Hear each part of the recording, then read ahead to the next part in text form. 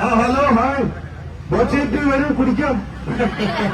10 ലക്ഷം ഇന്ന് ബസ്സില് ഇന്നത്തെ 10 ലക്ഷം KSRTC-ലാണോ? അതെ ഭാഗ്യം പറഞ്ഞുപോയി.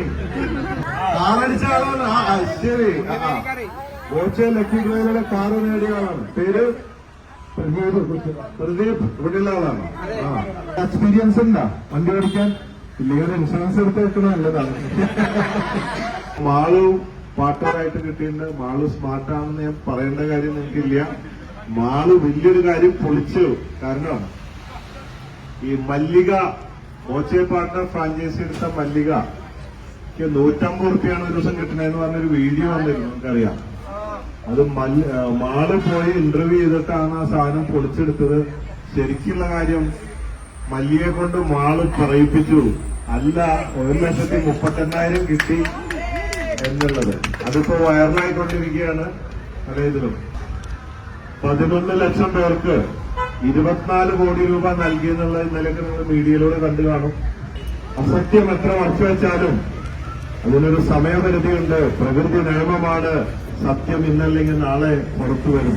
പക്ഷെ സത്യം പുറത്തു വരാൻ ഇത്തിരി താമസം ഉണ്ടാവും. പക്ഷെ അവസാനം അത് മാത്രമായിരിക്കും എന്നുള്ളതാണ്.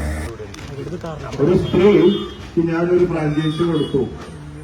ആ സ്ത്രീ എന്താ ചെയ്തെന്ന് വെച്ചാല് ഫ്രീ സ്റ്റോക്ക് ഇട്ട് കൊടുത്തു. കിട്ടിയ കാശ് മുഴുവൻ അവരെ കടം വീട്ടാനും കാര്യങ്ങൾക്കും ഉപയോഗിച്ചു. വീണ്ടും വന്നിട്ട് ഫ്രീ സ്റ്റോക്ക് ചോദിക്കുക. അങ്ങനെ എപ്പോഴും സ്റ്റോക്ക് കൊടുക്കാൻ പറ്റുമോ? ബിസിനസ് പഠിപ്പിച്ചു കൊടുക്കാം, സപ്പോർട്ട് ചെയ്ത് കൊടുക്കാം. പിന്നെ അത് വിറ്റ് കിട്ടുന്നതിന്റെ ലാഭം കുറേശ്ശെ എടുത്തിട്ട് വേണം കാര്യങ്ങൾ നടത്താൻ. വീണ്ടും പർച്ചേസ് ചെയ്യണ്ടേ? അങ്ങനെ ബിസിനസ് നടത്തണ്ടേ? അതിന് എപ്പോഴും വെച്ചിട്ട് കടങ്ങൾ മൊത്തം 10 ലക്ഷം കടം ഒരു മാസം കൊണ്ട് വീട്ടാൻ പറ്റുമോ? ഞാനൊരു സ്ഥാപനം ഇട്ട് കൊടുത്തോണ്ട് പറ്റില്ല.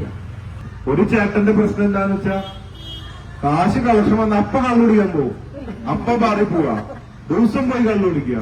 എങ്ങനെ കച്ചവടം മുമ്പോട്ട് പോകും? ബോച്ചെ പാർട്ട്ണർ ഫ്രാഞ്ചൈസി എന്ന് പറയുമ്പോൾ ബോച്ചെ പാർട്ട്ണർ നമ്മൾ പണിയെടുക്കണം, ബിസിനസ് ചെയ്യണം. ബിസിനസ് ചെയ്യുന്ന ഉത്തരവാദിത്തം വേണം. സമയത്ത് പർച്ചേസ് ചെയ്യണം, സമയത്ത് തുറക്കണം, അടയ്ക്കണം, കണക്ക് നോക്കണം, കസ്റ്റമറിനോടുള്ള പെരുമാറ്റം, അത്യാവശ്യം മാർക്കറ്റിംഗ്, സെയിൽസ് ഇതൊക്കെ വേണ്ടേ? ദിവസേന 1000 പേർക്ക് ക്യാഷ് പ്രൈസുകളുണ്ട്. നിങ്ങൾക്കറിയാം. ബോച്ചെ വെബ്സൈറ്റിൽ നോക്കിയാൽ കാണാം. ഒരമ്മച്ചി എന്ത് ചെയ്തെന്ന് വെച്ചാല് ഇത് മൊത്തം പൊട്ടിച്ചിട്ട് കൂപ്പണും ചായപ്പൊടിയും വെള്ളത്തിലിട്ട് തിളപ്പിച്ചു. അതുകൊണ്ട് പ്രൈസ് അടിക്കില്ല കേട്ടാ. അത് തിളച്ചു പോകുള്ളൂ. കാരണം ഈ കൂപ്പൺ എടുത്തിട്ട് QR കോഡ് സ്കാൻ ചെയ്യണം. അപ്പൊ ടിക്കറ്റ് നിങ്ങളുടെ ഫോണിൽ വരും. രാത്രി എല്ലാ ദിവസവും രാത്രി 10:30 നറുക്കെടുപ്പ് ഫലം വരും.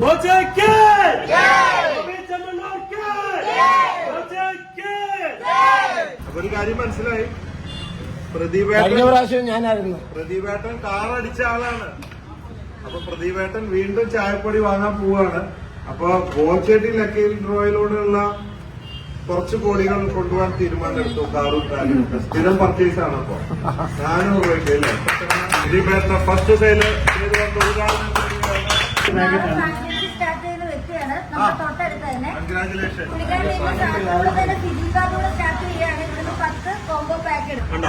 6 കിലോമീറ്റർ ദൂരത്തിലാണ് അടുത്ത ഫ്രാഞ്ചൈസി വരുന്നത്. മാളുകളിൽ വല്ല കുഴപ്പമുണ്ടായില്ല. ഒരു സിറ്റിയില് 2 കട അപ്പുറം ഉണ്ട്. 2 കടയിലും കച്ചവടം ഉണ്ട്. ഇതൊക്കെ നമ്മളുടെ കഴിവാണ്. കച്ചവടം ജനങ്ങളെ അറിയിക്കുക, സമ്മാനം കിട്ടുന്ന സോഷ്യൽ മീഡിയയിൽ ഇടാ. തൊട്ട കടകളിലൊക്കെ കച്ചവടം.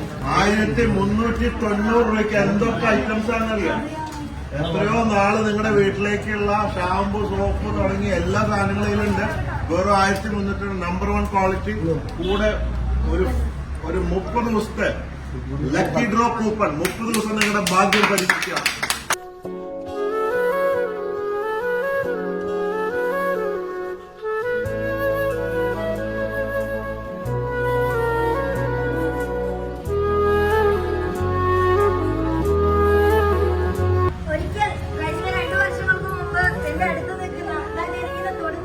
കാണാൻ 4 മണിക്കൂർ പൊരിവെയിലത്ത് നിന്നൊരു വ്യക്തിയാ. ഇന്ന് അദ്ദേഹത്തിന്റെ കൂടെ അദ്ദേഹത്തിന്റെ